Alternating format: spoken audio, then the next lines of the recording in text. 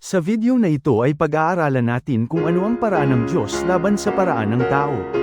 Para magawa natin ang kalooban ng Diyos, sisiguraduhin natin na ang ginagawa natin ay ang pamamaraan ng Diyos, hindi ng tao. Pinamagatan natin itong, ang katwiran ng Diyos, hindi ng tao. Narito ang mga talata na ating pagbabatayan, mula sa aklat ng Roma Kapitulo 10, versikulo 1-4, isa. Mga kapatid, ang pinakananais ko at idinadalangin sa Diyos ay ang maligtas ang Israel. 2, sapagkat saksi akong sila'y nagsisikap na maging kalugod-lugod sa Diyos. Mali nga lamang ang kanilang naging batayan. 3, dahil hindi nila kinilala ang katwirang mula sa Diyos, at nagsisikap silang gumamit ng sarili nilang pamamaraan, hindi sila sumunod sa pamamaraang itinakda ng Diyos. 4, sapagkat si Kristo ang kaganapan ng kautusan, upang mapawalang sala ang sinumang sumasampalataya sa Kanya. Ang sumusunod na mga pahayag ay ang komentaryo ko tungkol sa mga talata na ating binasa. Mga kapatid, kapag mahal mo ang isang tao, ang unang ginagawa mo ay ipinagdarasal mo sila.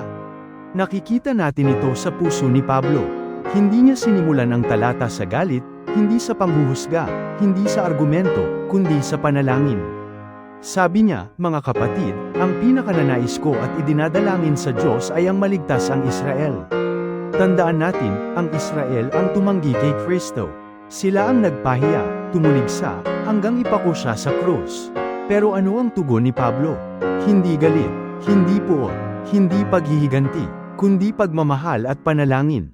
Ang tunay na lingkod ng Diyos, kahit masaktan, kahit taliwas ang sagot ng tao, ay patuloy na nagmamahal.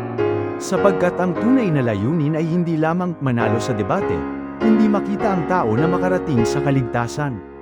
At ang mensahe ni Pablo sa Roma 10 ay malinaw, ang tao ay may sariling katwiran, pero ang Diyos ay may mas mataas na paraan para gawing matuwid ang tao. Ang tanong ngayon, alin ang sinusundan mo? Ang paraan ng tao o ang paraan ng Diyos? Ay ang puso ng isang lingkod, versikulo 1, basahin natin muli, mga kapatid.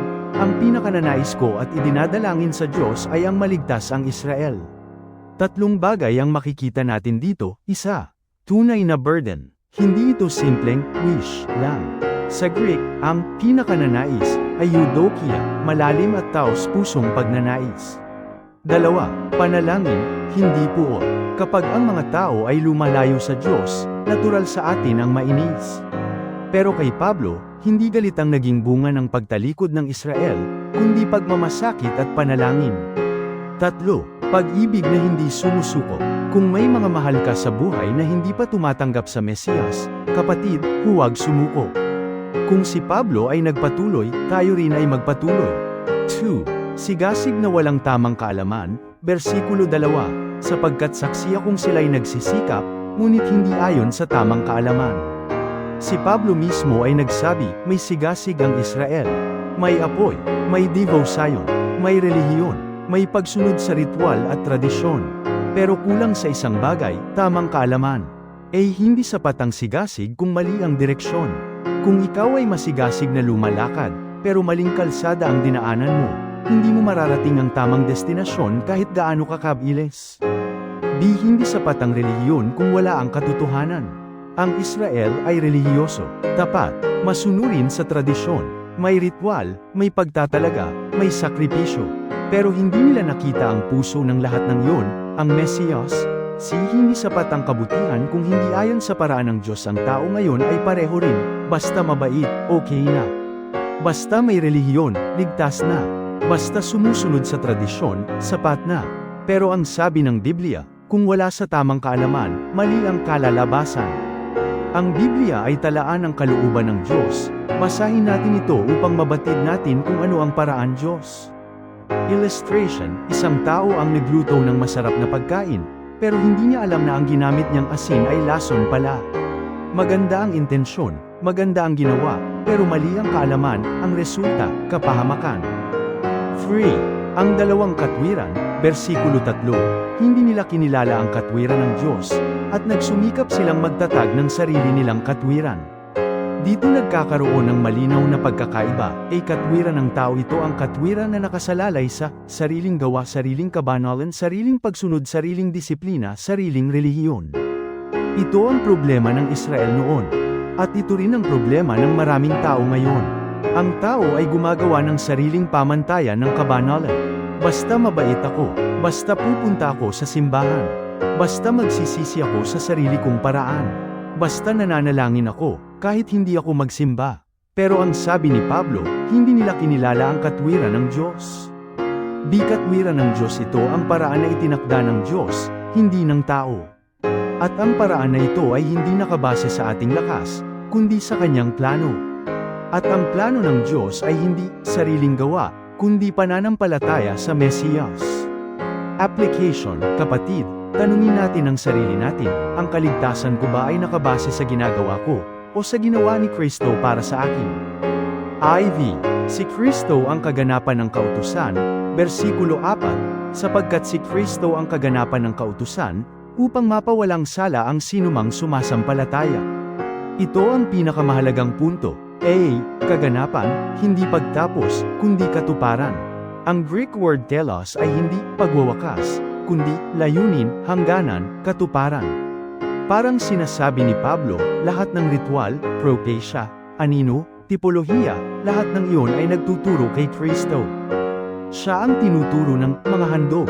Araw ng pagtubos, tabernakulo, mga propeta, mga pangako ng Diyos, si Kristo ang sentro ng paraan ng Diyos. Hindi natin nakukuha ang katwiran sa pagsunod sa kautusan, kundi sa pagsampalataya sa kaganapan ng kautusan. Si Kristo bilang Mesiyas na isinugo, hindi Diyos Ama. Hindi tinutukoy ng talata na si Kristo ay Diyos Ama o pantay sa Ama. Ang diin ay ang papel niya, bilang isinugo, bilang katuparan, bilang daan. D. Sino mang sumasampalataya, hindi anuman ang antas ng relihiyon mo, hindi anuman ang nakaraan mo, hindi anuman ang naging buhay mo, basta sumampalataya ka sa Mesiyas, ang katwiran ng Diyos ay sa iyo ibinibigay. V. Aplikasyon sa buhay. 1. Manalangin ng tapat para sa mga hindi paligtas. Huwag tayong tumigil sa panalangin para sa ating pamilya at mga mahal sa buhay. 2. Suriin kung ang sigasig natin ay ayon sa katotohanan. May sigasig ka ba, pero kulang sa tamang kaalaman? 3. Naghahanap ka ba ng kaligtasan sa sarili mong paraan? 4. Talikuran ang sariling katwiran. 5. Ang kaligtasan ay hindi proyekto ng tao, ito ay regalo ng Diyos. 6. Tanggapin si Kristo bilang kaganapan ng kautusan. Siya ang layunin ng lahat ng plano ng Diyos. At sa pananampalataya sa Kanya, tinatanggap natin ang katwiran ng Diyos. Conclusion mga kapatid, ang mensahe ni Pablo ay napakalinaw, may katwiran ng tao, na hindi nakapagliligtas. At may katwiran ng Diyos, na dumarating lamang sa pamamagitan ng Mesiyas. Hindi sapat ang sigasig, hindi sapat ang relihiyon, hindi sapat ang kabutihan, hindi sapat ang tradisyon, ang sapat lamang ay ang paraan ng Diyos, at ang paraan na iyon ay ang Mesiyas na Kanyang isinugo. Kaya ang tanong sa ating lahat ngayon, nasaan ang tiwala mo? Sa sarili mo, o sa Mesiyas na itinakda ng Diyos? Kung ilalagay mo ang iyong pananampalataya kay Kristo bilang kaganapan ng kautusan, ang katwiran ng Diyos ay mapapasayo. Huwag na tayong sumunod sa mga sarili nating pangangatwiran, sundin natin ang sinasabi ng Biblia.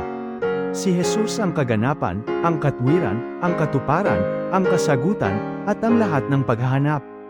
Ang kautusan ay pansamantala lang, hanggat hindi pa dumarating ang kaganapan, si Jesus ang katuparan nito. Maging ang awtoridad ng mga propeta, si Jesus ang tinuturo. Ngayong dumating na si Jesus, naganap na, natupad na, tapos na ang paghihintay.